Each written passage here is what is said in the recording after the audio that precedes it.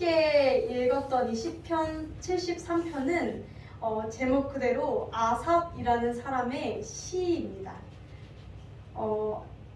우리가 이제 시편을 읽을 때는 조금 생각을 해줘야 하는 게 시편은 시의 모음집이에요. 그래서 우리가 그냥 한국 문학 시집을 읽을 때도 시집과 산문을 모든 각 종류별로 장르별로 읽을 때 같은 눈으로 보지는 않잖아요. 다 다른 방식으로 시는 이제 시인이 표현한 그런 표현법에 대해서 조금 집중하면서 이 사람이 무엇을 말하고자 하는가, 어떠한 내용을 전달하고자 하는가를 좀 보잖아요. 그래서 우리가 사실 시편이 말이 조금 옛날 말투라서 어려울 뿐이지 시거든요. 사실 저는 이 시편 73편은 새언어 성경으로 보는 걸 조금 더 추천드려요. 다 성경마다 새언어 번역본이 조금 더 나을 때가 있고 개역 개정본이 나을 때가 있고 개역 한글본이 나을 때가 있어요. 그런데 시편 73편은 개역 새언어 성경본이 좀 더 나은 것 같아요. 그래서 우리가 좀 새언어 성경이랑 비교하면서 오늘 좀 살펴볼 텐데, 먼저 들어가기 전에 아삽이라는 사람은 누구일까요? 아삽은 다윗 왕 때의 사람입니다. 다윗 왕과 솔로몬 왕 때에 있었던 찬양 인도자였어요. 찬양 지휘하는 찬양 대장이었는데, 지금 말하자면 이 정도 느낌의 사람일 수 있을 것 같아요. 마커스의 소진영 간사님이라던가, 또는 청건웅 목사님, 또는 누가 있을까요? 김윤진 간사님, 위러브, 제이어스, 이런 그런 분들이겠죠. 그런 분들이라고 할 수 있는데, 이렇듯 신앙의 굉장히 대선배인 아삽이 오늘 73편에서 자신의 이야기와 자신의 간증을 굉장히 담담하게 하나님은 어떤 분이신지를 풀어내고 있어요. 우리가 오늘 이렇게 진솔하게 풀어낸 아삽의 시, 아삽의 간증을 통해서 이 시간 우리가 함께 공감하고 또 우리의 마음에 큰 울림이 생기며 아삽이 걸어갔던 그 발걸음으로 우리가 함께 걸어나가게 되기를 간절히 소망합니다. 우리가 먼저 첫 번째로 살펴볼 것은 어떤 상황에서 이 시를 썼는가를 우리가 좀 봐야겠죠. 1절에서 굉장히 아삽은 기본적인 전제를 깔고 시작합니다. 뭐라고 이야기하냐면 하나님은 이스라엘 중 곧 마음이 깨끗한 자에게 진실로 선하신 분이야 라고 굉장히 정확한 그 명제를 깔고 시작합니다. 하나님은 마음이 정결한 자에게 선을 행하신다. 이것은 변하지 않는 굉장히 신앙의 하나의 이론이죠. 아삽은 이것을 굉장히 당연하게 신앙인으로서 하나님을 믿는 사람으로서 알고 있었고 또 믿고 있었습니다.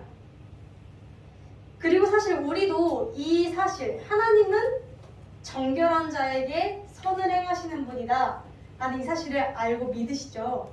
그래서 우리는 그렇기 때문에 수없이 회개하고 수없이 기도하며 수없이 예배하고 죄에서 돌이키도록 노력하며 살아가는 모습들을 우리가 취하잖아요. 그렇죠? 아삽 역시 그랬습니다. 아삽 역시 이러한 신앙을 정말 뼈저리게 알고 하나님을 느끼며 살아가던 사람이었어요. 자, 그런데 2절에서 아삽이 이렇게 말의 문체를 확 바꿔버립니다. 그러나라고 시작합니다.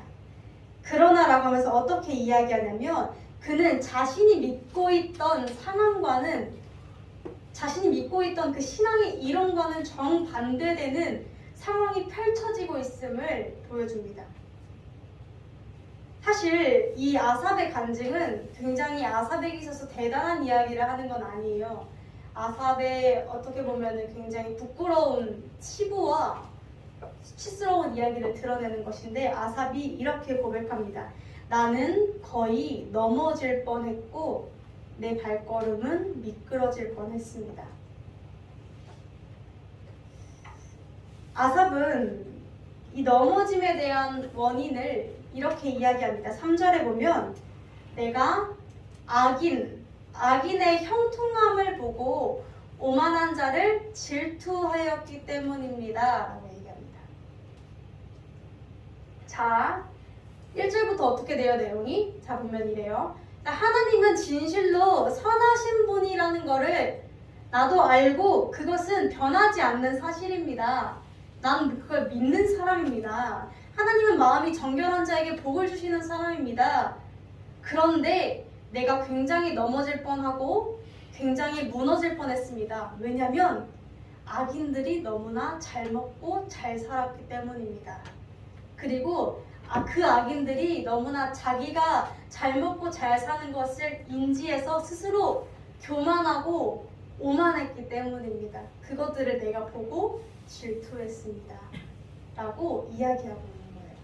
자, 그런데 여기서 질투라는 표현을 썼는데 이제 영어 성경으로 단어를 해석해 보니 이 질투라는 단어가 선망, 부러움이라는 뜻으로 영어 성경에서는 풀어내고 있더라고요.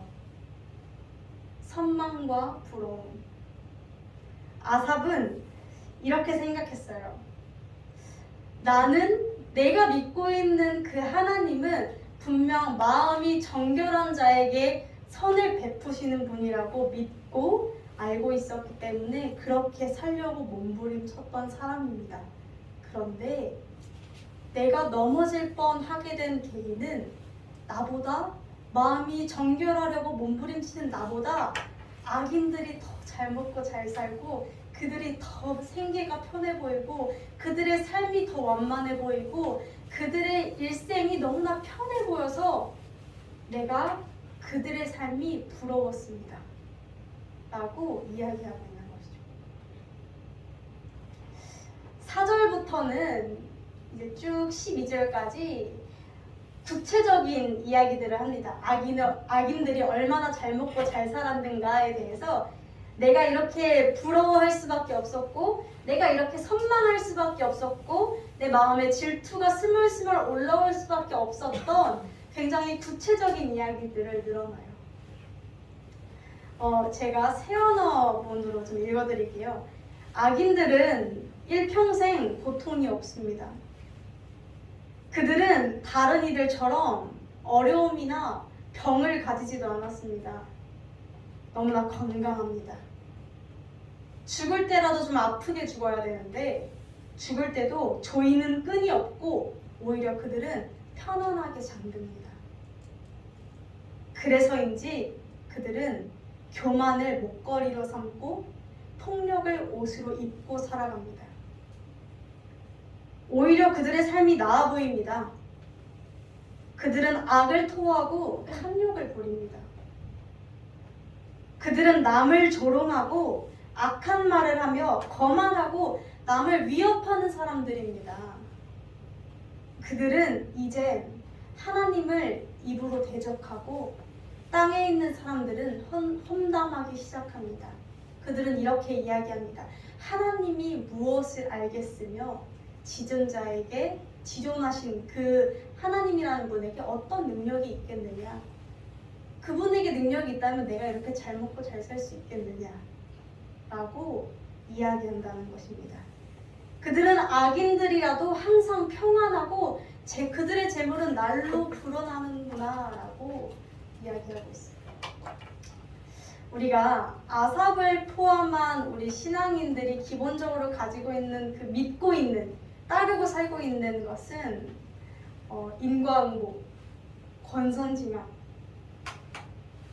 하나님 뜻에 잘 따라서 살았을 때 당연히 하나님의 자녀로서 따라오는 그런 축복들을 누리며 기쁘게 살고자 하는 마음들, 그쵸? 또 때로는 우리가 잘못된 길로 갔을 때 하나님이 우리를 책망하시고 벌을 내리시는 것들, 우리가 수없이 믿고 따르는 신앙의 이론들이지만 가끔씩 세상을 보다 보면 또 아삽이 세상을 살아보니 그렇지만도 않았다는 겁니다. 현실을 보다 보니 참 아쉽게도 악인들이 죽을 때까지 아삽이 보기에 벌을 받지 않았습니다. 그들이 너무 편안하게 눈을 감았습니다. 언젠간 벌을 받겠지, 언젠간 깨닫겠지 했는데 그러다 죽어버렸다는 겁니다. 너무나 편안하게. 우리가 이렇게 굉장히 이러한 현실들을 우리도 굉장히 자주 마주하기에 우리의 마음속에서도 부러운 마음들이 생길 때가 조금씩 있습니다. 그래서 많은 분들이 이제 자주 쉽게 하시는 이야기가 하나님을 조금만 늦게 알았다면, 세상에서 조금 즐길 것 즐기다가 나중에 한 번에 회개하고 한 번에 하나님을 알았다면 좀 내가 놀 거 다 놀고 하나님한테 바짝 제대로 하고 하지 않았을까라는 이야기를 농담 반 진담 반으로 많이들 하셔요. 또 저도 그 이야기를 했었어요. 자, 이렇게 하나님이 살아계시다면 우리가 1절 속에서 우리가 머리로 알던 그 하나님이 보고 계시다면 논리적으로 이해할 수 없는 그 상황들이 만연한 가운데 아삽은 또 우리는 어떤 마음들이 드나요? 아삽은 이런 마음이 들었다고 합니다. 13절에서 16절까지 나와 있는데 이렇게 이야기해요. 13절에 내가 내 마음을 깨끗하게 하며 내 손을 씻어 무죄하다 한 것이 실로 헛되다 라고 이야기합니다. 어떤 말이죠? 내가 그렇게 회개하고 내가 죽어라 몸부림치고 봉사하고 사역하고 그렇게 주님을 섬겼던 게 이렇게 헛되어 보일 수가 없다. 이게 뭐라? 회개하고 기도하며 하나님 뜻대로 살아내보려 했던 삶이 부정당하는 기분이었을 겁니다. 이래서 내가 얻어지는 게 뭘까에 대한 그런 괴리감에 빠졌겠죠. 이렇듯 지금 우리가 살아가고 있는 이 눈에 보이는 현실은 하나님의 선하심과 하나님의 공의로우심과 또 하나님의 사랑을 온전하게 아무런 의심 없이 바로 납득하기에는 우리는 굉장히 때로는 의심이 들 수밖에 없고 불평이 들 수밖에 없고 굉장히 그러한 마음들이 들 수밖에 없어요. 이게 그 신학적 지식이 쌓이면 쌓일수록 더해요. 보통 그래서 이제 신학생들이 사춘기가 3학년 때 온다고 이야기를 많이 해요. 머리에 좀 들을 거 찾고 성경 좀 볼 줄 알고 근데 뭔가 현실에 이런 것들이 와닿지 않아서 괴리감이 생길 때 이게 학문적으로 머리로만 들어와서 신앙으로 살아내지 못하는 그 사춘기가 생길 때가 있다고 해요. 그런데 신학생들뿐만이 아니라 많은 성도님들도 계속해서 이렇게 설교를 듣고 또 성경을 읽고 말씀을 배우고 하다 보면 머리로는 너무 잘 알고 또 그 교회의 전통과 그런 문화들이 너무 익숙하게 받아들여지지만 이게 머리와 내 행동으로 어쨌거나 이렇게 되고 있는데 정말 내 마음 깊은 가운데 가끔씩 피어나는 의심과 가끔씩 올라오는 질투와 허무함들이 분명 존재한다는 거죠. 이것은 아무리 많이 배워도 해결되는 문제가 아니고 아무리 많이 뭐 한다고 해서 해결되는 문제들이 아닙니다. 머리로 정리된 지식으로는 하나님의 섭리를 다 이해할 수가 없고 하나님의 마음을 다 알 수가 없어요. 그래서 아삽은 이렇게 이야기합니다. 16절에 내가 이것을 알려고 생각했는데 이 알려고 생각함이 오히려 나에게 너무 심한 아픔이었다. 아삽은 신앙인들이 느끼는 아주 기초적인 문제를 갖고 굉장히 물고 늘어졌어요. 어떤 것이냐면 왜 악인은 형통하고 왜 악한 사람은 잘 먹고 잘 살고 왜 의인은 고난받는가? 이 질문에 굉장히 이해가 되지 않아서 하나님의 말씀이 받아들여지지가 않아서 굉장히 오랫동안 물고 늘어졌어요. 이 외에도 이것뿐만 아니라 우리는 때때로 하나님의 섭리를 이해할 수 없을 때가 굉장히 많습니다. 먼저 굉장히 작다고 할 수는 없겠지만 단순하게는 천지창조가 믿겨지지 않을 수 있습니다. 그렇죠? 다른 말씀들은 이해가 되고 받아들여지는데 천지창조가 이해가 안 되고 동정녀 마리아가 이해가 안 될 수 있습니다. 그렇죠? 많은 분들이 의문을 가장 많이 품으시는 것들이죠. 또 이런 게 있어요. 저희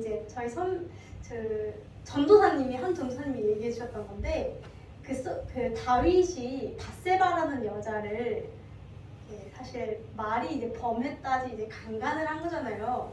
그랬을 때 생긴 아이가 있었어요. 첫째 아이가. 근데 그 아이를 하나님이 죽여버리세요. 부정하다고.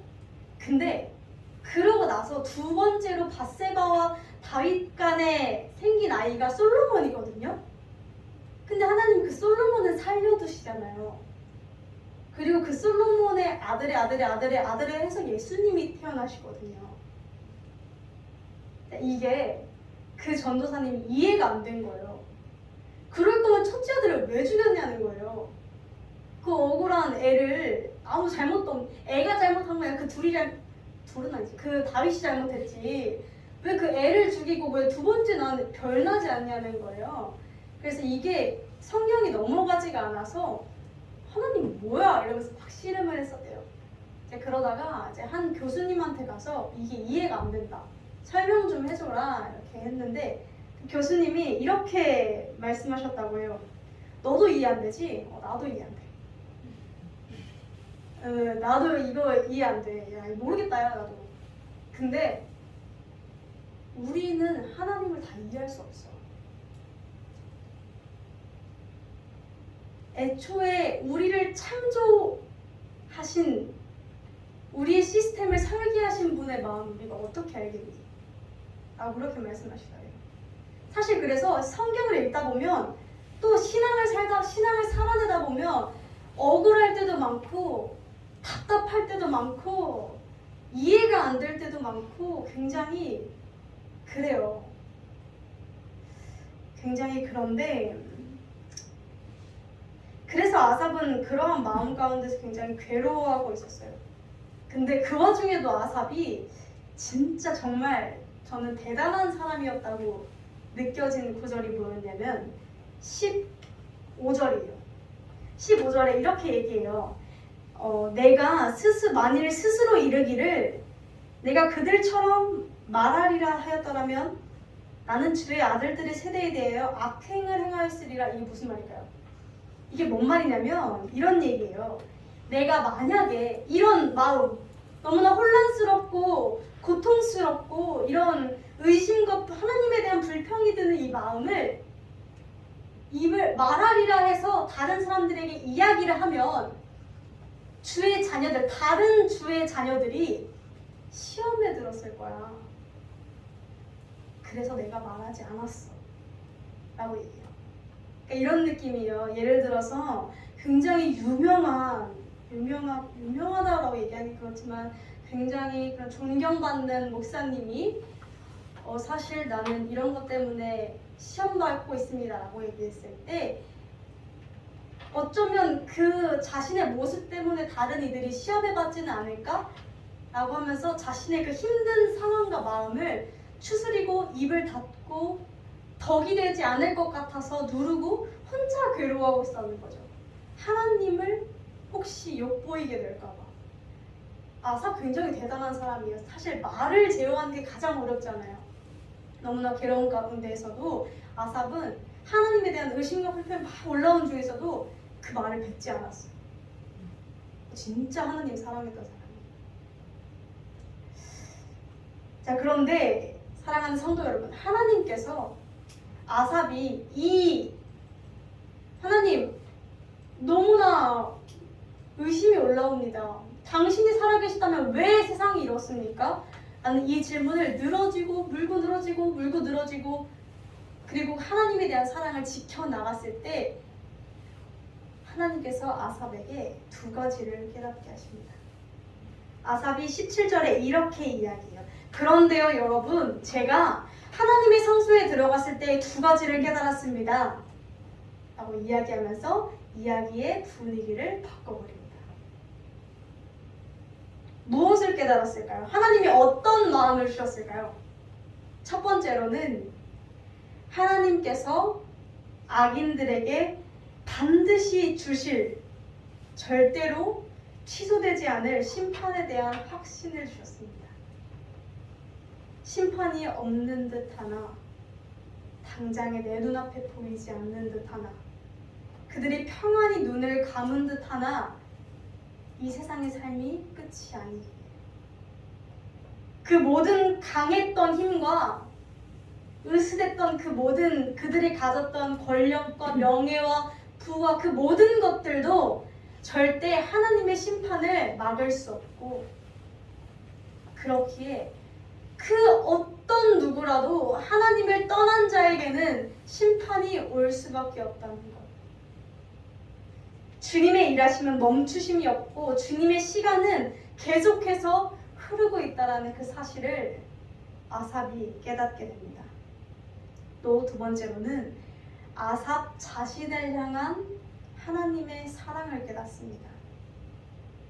아삽은 그동안 자신이 몸부림쳤던, 정결하고자 애쓰고 손을 씻어내고 회개하고 수없이 했던 것들이, 그 모든 행위와 노력을 나 혼자 애써왔다고 생각했어요. 아삽이 했던 그 모든 사역이 혼자 달려왔다고 생각했어요. 그런데 그가 이렇게 이야기합니다. 내가 이렇게 웁니다. 왜 우냐면 무지하고 하나님 앞에서 짐승 같은 사람이라서. 내가 무엇을 몰랐냐면요, 하나님, 나는 혼자 있었는 줄 알았는데 항상 주님과 함께 있었습니다. 나는 내가 무너지지 않으려고 몸부림치고 있는 줄 알았는데 주님께서 나의 오른손을 붙잡고 계셨습니다. 나는 내가 옳은 길로 가려고 애쓰고 살아가는 줄 알았는데 주님의 교훈이 나를 인도했었고, 나는 내가 구원에 들어가려고 애쓰는 줄 알았는데 주님께서 당신의 영광으로 나를 영접하실 것입니다. 그가 그 후에 이렇게 그의 굉장히 명대사가 나옵니다. 제가 굉장히 가장 좋아하는 구절이에요. 하늘에서는 주 외에 누가 내게 있으리요? 땅에서는 주밖에 내가 사모할 자가 없나이다. 내 육체와 마음은 쇠약하나 하나님은 내 마음의 반석이시요 영원한 분기지시라. 아삽은 이렇게 고백합니다. 그 두 가지를 깨닫고 난 후에 나에게 유일한 답은 하나님밖에는 없구나. 내가 바라볼 유일한 분은 하나님밖에 없구나라고 그는 고백합니다. 자, 그런데 이렇게 아삽이 고백이 흘러나왔는데 이 아삽의 고백이 언제 흘러나왔는지를 봐야 돼요. 우리 17절로 다시 돌아가 볼게요. 17절에 이렇게 이야기합니다. 우리 같이 읽어볼까요? 시작. 하나님의 성소에 들어갈 때. 아멘. 하나님의 성소에 들어갈 때. 자, 여기서 하나님의 성소는 두 가지 의미가 있습니다. 첫 번째는 모두가 예상하시는 교회일 것입니다. 하나님의 그 교회에 내가 발을 내딛었을 때라고 이해할 수 있을 것이고, 유난히 또 어떤 이게 사실 성경을 볼 때 여러 번역본으로 보는 게 굉장히 중요한 이유는 그 히브리어로 쓰여졌던 책을 번역한 거라서 이게 나라마다 그 단어의 의미가 조금씩 다르고 해서 비교하면서 가장 적합한 걸 찾는 게 중요해요. 그래서 제가 자꾸 잘난 척하는 게 아니라 영어 성경을 얘기하고 이렇게 하는 게 가장 정확한 의미를 조금 보려고 하는 건데 영어 성경에서는 어떤 단어로 표현되냐면 하나님의 성소가 피난처라는 단어로 쓰입니다. 안식처라고 쓰입니다. 내가 하나님의 그 피난처 속으로 들어갈 때 내가 비로소 깨달았습니다. 하나님의 그 안식처, 그 품 안으로 들어갈 때 내가 비로소 그것을 깨달았습니다라고 이야기해요. 그는 이 사실을 머리로 1절의 그 전제, 머리로 알고 애썼을 때가 아니라 하나님만이 나의 안식처이심을 피난처라는 것을 마음으로 받아들였을 때 그의 온 마음으로 전 인격적으로 그것을 깨닫게 되었다는 것입니다. 우리는 하나님이 나의 피난처이심을 알고 우리는 그 하나님을 의지해야 합니다. 내가 사랑했던 모든 것들을 내려놓아야 합니다. 나를 주장했던 모든 것들을 내려놓고 하나님께 나아가야 합니다. 하나님이 나의 피난처가 되신다. 우리 찬양 고백에서 굉장히 많이 나와요. 그렇죠? 또 우리가 수없이 고백하는 내용들이기도 하고요. 그런데 우리가 이 의미를 잘 모르고 할 때가 너무나 많아요. 그 의미를 어떻게 설명할 수 있을까 하다가 시편 말씀이 이제 떠올랐는데 굉장히 귀여운 말씀이에요. 시편 104편 18절일 텐데 이런 구절이 있어요. 다윗은 너구리의 피난처로다라는 구절이 있어요. 귀엽잖아요. 너구리의 피난처는 다윗이래요. 이제 그런데 제가 그래서 이 너구리가 뭐 하는 애인가, 우리가 알고 있는 너구리인가 해서 이제 막 찾아봤어요. 찾아봤더니 원래 옛날 이름은 사반이었는데 지금은 우리나라에서 바위너구리로 불리고 있대요. 되게 약간 너구리처럼 안 생기고 토끼처럼 생겼어요. 요만해요. 요만한 되게 조그마한 동물인데 이 뭐라 부를까요? 바위너구리라고 부를까요? 이 바위너구리가 어떤 애냐면요. 특징이 되게 조그맣고 겁이 진짜 많은 애예요. 겁이 진짜 많은데 나름 지혜로운 애예요. 그래서 얘가 어떻게 하냐면 바위가 피난처라고 했잖아요. 이 너구리는 자기가 몸집이 작다는 걸 알아요. 그래서 위험한 동물들이 이렇게 오면은 무조건 죽는다는 걸 알아요. 그래서 되게 지혜로운 게 위험한 동물이 오면 바위에 숨는 게 아니라 아예 집을 바위 사이에 짓고 살아요. 똑똑하죠? 그러니까 바위 틈 사이에 집을 아예 지어서 그러니까 위험한 동물들이 왔을 때 미리 자기들끼리 막 이렇게 삑삑삑 소리를 낸대요. 보초병이 있대요. 나름 자기들끼리 또. 그러면은 막 거기 바위 틈 사이에서 집 살고 있다 그 뒤로 이렇게 숨고 이렇게 하나 봐요. 진짜 똑똑한 애들이거든요. 얘네가. 자, 하나님이 우리의 피난처가 되신다는 것은 단순히 무슨 이렇게 대피소처럼 무슨 지진 났을 때 그 대피소 잠깐 가 있는 내 집 놔두고 잠깐 대피소 가 있는 그런 느낌의 개념이 아니라요.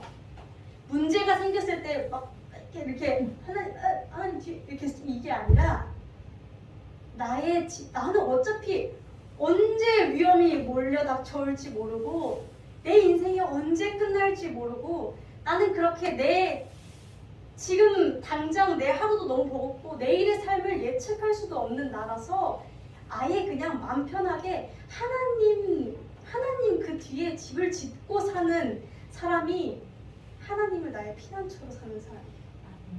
하나님 안에 나의 집을 짓는 사람, 내 마음의 집을, 내가 살아가고자 하는 내 가치관을, 내 꿈과 비전을, 모든 것이 될 수 있겠죠. 나의 모든 마음을 하나님 안에 두고 살아가는 사람, 그 사람이 하나님을 나의 피난처로 삼는 사람인 줄로 믿습니다. 아삽은 이렇게 하나님을 나의 피난처로 삼았을 때 그 모든 것들을 깨달을 수 있게 되었습니다.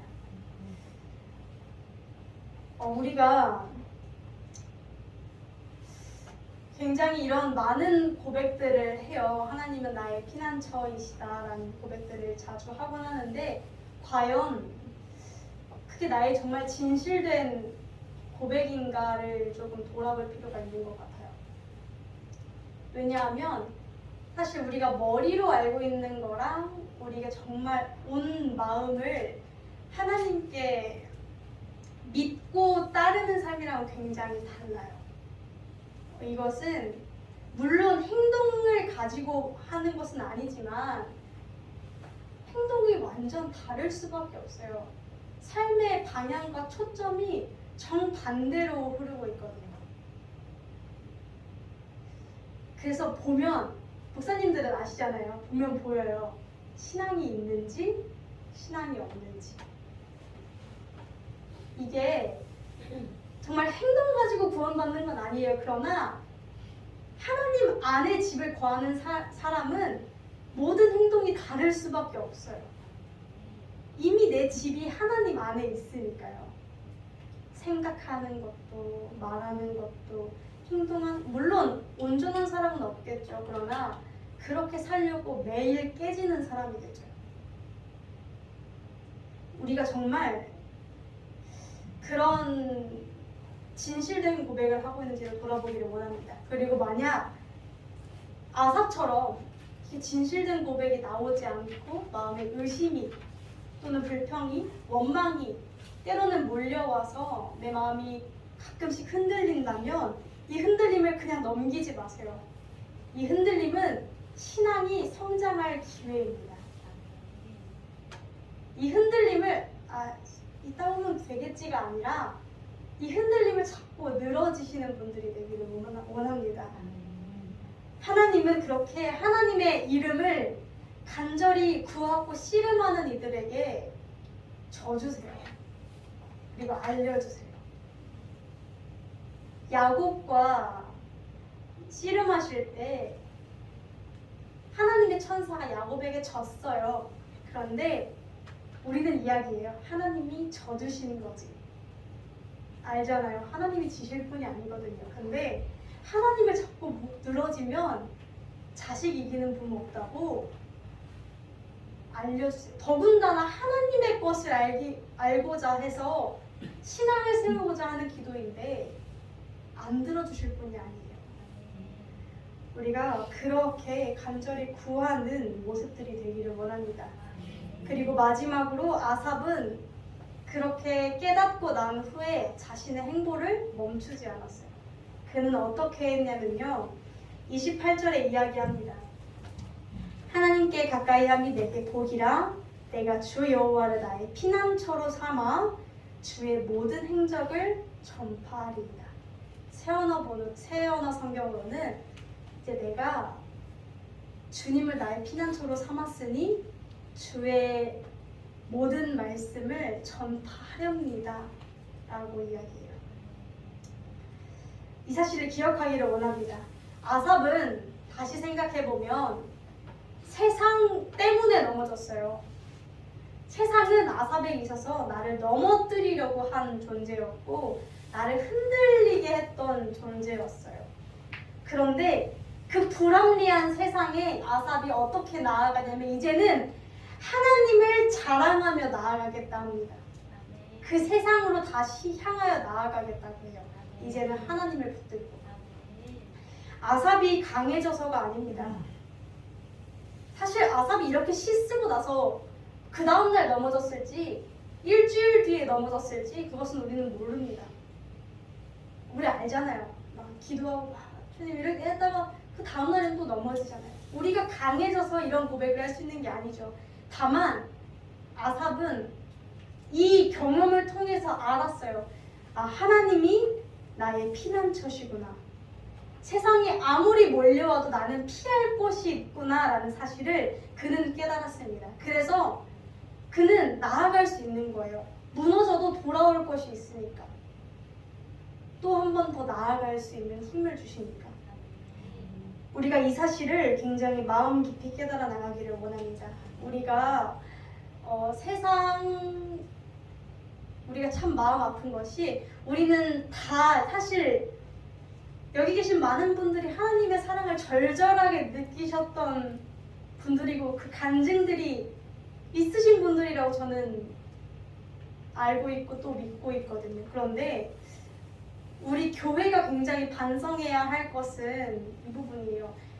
요한복음 3장 16절에 제가 지난주 오후 설교 때 하나님이 교회를 사랑하는 것이 아니라 하나님이 목사님을 사랑하는 게 아니라 전도사를 사랑하는 게 아니라 하나님이 세상을 사랑한다 그랬거든요. 그런데 교회가 자꾸 길을 쓰고 세상을 등지려고 해요. 어떻게든 교회 담을 높게 쌓고 어떻게든 마치 이스라엘 백성들이 유대인들이 이방 민족들과 닿으면 부정한다고 여겨서 그 지역을 아예 피해갔던 것처럼 사실 우리가 그렇게 살고 있지는 않나 돌아볼 필요가 있어요. 하나님의 사랑을 절절히 느낀 우리가 아삽처럼 세상을 향해 나아가는 것이 아니라 세상은 사랑을 줘야 할 대상인데 세상을 두고 사역을 할 대상이라고 보고 있어요. 내 신앙 커리어를 채우기 위해서 지독하게 나만 보는 거죠. 지독하게 내 신앙만 생각하는 거죠. 하나님의 마음을 가진 이들이 다른 영혼들을 생각하지 않고 지독하게 내 신앙만 생각하고 나만 울고불고 난리치고 주님이 흐르는 그 은혜가 고여서 내 안에서 썩어요. 흘러나가야 되는데 이기적인 신앙이 된다고.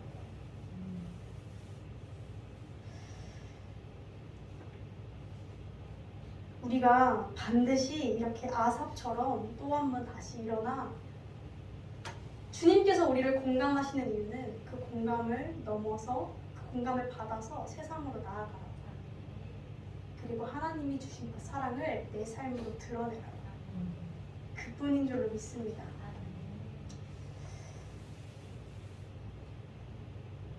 우리가 아삽과 같은 발걸음이 되기를, 아삽과 같은 깨달음을 얻게 되기를 간절히 소망합니다.